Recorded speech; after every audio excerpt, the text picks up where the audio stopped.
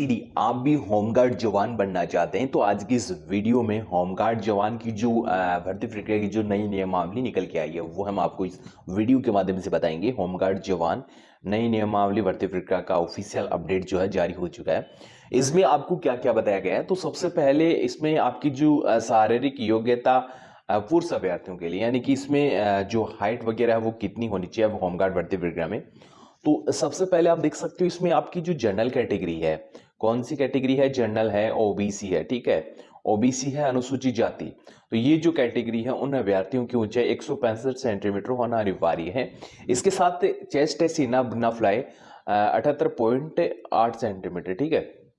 इसके साथ आपका जो चेस्ट है जनरल कैटेगरी का वो है 83.8 सेंटीमीटर। इसके साथ अनुसूचित जनजाति और जो पर्वतीय क्षेत्र के अभ्यर्थी हैं उनके लिए 160 सेंटीमीटर होना अनिवार्य है। तो ये तो आपकी इसमें जो इस बार हाइट वगैरह रखी जाएगी, ठीक है। और सीने में कम से कम 5 सेंटीमीटर का फ्लाव होना चाहिए, यानी कि चेस्ट 5 सेंटीमीटर के फ्लाव, यानी कि जो चेस्ट है आपका 78, इसमें आपको प्लस कर देना है, ठीक है, 78 पे प्लस कर देना है। और इसके साथ ये तो आपकी इसमें जो शारीरिक मानक है, और इसके साथ जो आपकी शारीरिक मापतोल में असफल अभ्यर्थियों को उसी स्तर पर अनुयुक्त जो है घोषित कर दिया जाएगा। यानी कि यदि आपकी हाइट चेस्ट इतना नहीं है तो आपको पहले चरण में ही इस भर्ती प्रक्रिया में बाहर कर दिया जाएगा। यदि आप होमगार्ड जवान बनना चाहते हैं तो ये वीडियो आपको कंप्लीट जरूर वॉच करना चाहिए। इसके साथ फिर आपको इसमें शारीरिक दक्षता परीक्षा बताइए। पुरुष अभ्यर्थी दौड़ व चाल, ठीक है, 2 किलोमीटर की है, 10 अंक आपको मिल रहे हैं, ठीक है, 10 अंक आपको मिल रहे हैं।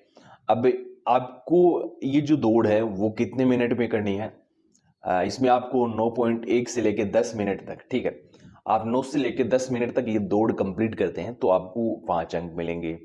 इसके बाद यही दौड़ आप, ठीक है, यही दौड़ व चाल आप मान सकते हो इसे, आप 6 से लेके 7 मिनट में कंप्लीट करते हो तो 9 अंक मिलेंगे। इसके साथ ये दौड़ यदि आप 6 मिनट में कंप्लीट करते हैं तो आपको 10 अंक मिलेंगे। तो मैंने पहले भी कहा था कि इस भर्ती प्रक्रिया में जिस अभ्यर्थी का फिजिकल अच्छा है उनको जो है इस बार मौका दिया जाएगा, ठीक है। तो यहां से आप 10 अंक प्राप्त कर सकते हैं यदि आप ये दौड़ कंप्लीट करते हैं। और क्रिकेट बॉल थ्रो, ये तो आसान है, क्रिकेट बॉल थ्रो आप देख सकते हो 10 अंकों का है, और इसमें 70 मीटर का आपको 10 अंक मिलेंगे। 70 मीटर यदि आप इस बॉल को फेंकते हैं तो आपको कितना अंक मिलेगा, 10 अंक मिलेगा। इसके बाद कम से कम है 50 मीटर, ठीक है, 50 मीटर के आपको कितने अंक मिलेंगे, ओनली 5 अंक।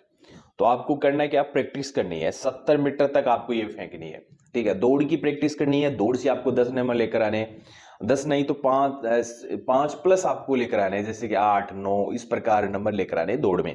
इसके बाद यहाँ आपको क्या करना है, जो क्रिकेट बॉल थ्रो है उसकी भी आपको प्रैक्टिस करनी है, ठीक है, डेली प्रैक्टिस करनी है, आराम से हो जाएगा। इसमें आपको कम से कम 10 अंक लेकर आना है, ठीक है, 10 अंक तो लेकर ही आना है, ठीक है। और इसके साथ लंबी कूद है तो लंबी कूद की भी आपको तैयारी करनी चाहिए।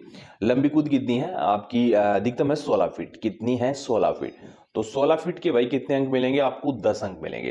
कितने अंक मिलेंगे, 10 अंक मिलेंगे। कम से कम है 12 तो आपको फीट इसमें कूदना ही होगा, और उसके अंक आपको मिल जाएंगे 5। तो इस प्रकार जो है आपका ये फिजिकल है 30 अंकों का, ठीक है, कितने अंक हुए आपके, 30 अंक, ठीक है, प्लस करते रहना इसमें, ये 100 का आपका जो स्कोर है वो बन जाएगा। 30 अंक यहां से आपको करना है, तो यहां से आपको कम से कम कितने नंबर प्राप्त करने हैं, ये 30 अंकों का है, 10 इसमें 10 इसमें, ठीक है, 20, और इसमें आप लेके चले 8 नंबर प्लस ये लेके चले आपके 10 अंक, वो जो आपकी बॉल थ्रो वाला है वो आपको विशेष ध्यान रखना है।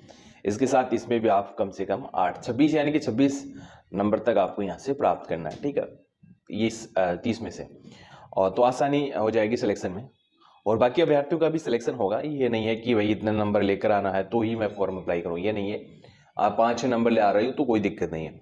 इसके साथ एनसीसी और आपके पास स्काउट गाइड के प्रमाण पत्र है तो आपको अलग से इसमें प्रॉफिट मिल जाएगा। एनसीसी है, होम गार्ड्स का आपके पास, आपके परिवार के सदस्य कोई नौकरी कर रहे हैं तो आपको 5 अंक है, एनसीसी सर्टिफिकेट्स हैं आपके पास तो आपको 3 से लेके 5 अंक मिल जाएंगे। इसके साथ फिर आपको क्या बताया गया, शैक्षणिक योग्यता का जो परसेंटेज है वो कैसे निकाला जाएगा, क्योंकि इस भर्ती प्रक्रिया में बिना किसी एग्जाम को आपको सिलेक्ट किया जा रहा है। तो आपको क्या बताया गया है, तो आप देख सकते हो शैक्षणिक योग्यता, यदि आप 10वीं पास हैं, ठीक है, 10वीं पास हैं, कितने अंक मिलेंगे, 8 अंक, ठीक है, ये रिक्रूटमेंट 10वीं बेसिस पे। इसके बाद इंटरमीडिएट है, आपको 8 में 1 प्लस कर देना है 9, और ग्रेजुएशन आपने कर रखा है तो 10 अंक आपको मिलेंगे एजुकेशन क्वालिफिकेशन के। और खेल कूद के यहाँ आपको अंक मिल जाएंगे। जिला स्तर का है आपका, एक तो एक मंडल विश्वविद्यालय स्तर का है, एक आपका राज्य स्तर का, ठीक है। 5 अंक आपको अधिकतम मिलेंगे। और इसके साथ फिर वाहन चालक का आपके पास ड्राइविंग लाइसेंस है तो आपको अलग से अंक मिल जाएंगे ड्राइविंग लाइसेंस की, ठीक है। तो ये ड्राइविंग लाइसेंस भारी वाहन चालक के आपके 5 हैं, हल्के वाहन चालक के लिए आपके 3 अंक आपको मिल जाएंगे। अब क्या बताया गया है, आप देख सकते हो इसमें क्या बताया गया है, शारीरिक दक्षता परीक्षा में प्राप्तांक अंकों द्वारा संबंधित श्रेणी के लिए नियत अधिमान अंकों के योग के आधार पर विद्यमान आरक्षण नियमों के दृष्टिगत के सापेक्ष अंतिम मेरिट सूची बनाई जाएगी। तो ये आपकी अंतिम मेरिट सूची बनाई जाएगी इसी प्रकार, ठीक है। लिखित परीक्षा नहीं हो रही है, तो मैं आपको दोबारा बता देता हूँ, ये सारणी है, ठीक है। आप देख सकते हो मैंने पहले आपको क्या बताया था, मैंने पहले आपको बताया था कि 30 आपका फिजिकल के नंबर है, ठीक है। शैक्षणिक योग्यता के 10 है, ठीक है।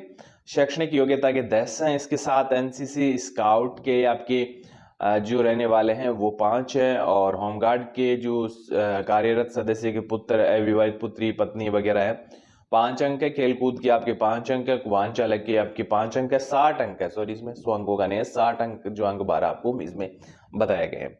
और इसके बाद मेडिकल है, चरित्र प्रमाण पत्र है। तो ये आपका इस भर्ती प्रक्रिया का फिजिकल अपडेट है, ठीक है। फिजिकल अपडेट बहुत आसान है, और ना परीक्षा ना जो इंटरव्यू, डायरेक्ट आपको इसमें फिजिकल बेसिस पे सिलेक्ट किया जा रहा है, ठीक है। हायर एजुकेशन क्वालिफिकेशन प्राप्त अभ्यर्थियों को भी इसमें मौका है। और फिलहाल आपकी जो वैकेंसीज है इसमें राज्यवार निकल गई, ठीक है। राज्यवार वैकेंसीज आपकी निकलेगी, ठीक है। राज्यवार वैकेंसी जैसे कि बात करें राजस्थान की, एमपी की, इसके साथ बिहार की, और आपका उत्तराखंड है, उत्तराखंड का पोस्ट है, इसके साथ आपका मेघालय की वैकेंसीज है। इस प्रकार जो है आपकी ये वैकेंसीज निकलती है। फिलहाल 2 स्टेट के नोटिफिकेशन आ चुके हैं। आपका पहला उत्तराखंड का, अभी हम आपको उत्तराखंड का नोटिफिकेशन दिखा दें, उत्तराखंड से कितनी कितनी वैकेंसीज है जिलेवार। तो ये आप देख सकते हो, उत्तराखंड की होमगार्ड जो जवान है 311 स्वीकृत हैं। और ये आप नोटिफिकेशन देख सकते हो, 9 जून को नोटिफिकेशन जारी हुआ है इस भर्ती प्रक्रिया के लिए। पिथौरागढ़ 9 जून को नोटिफिकेशन जारी हुआ है। ये तो आपका इसमें जो है पिथौरागढ़ यानी कि उत्तराखंड का ये रिक्रूटमेंट है।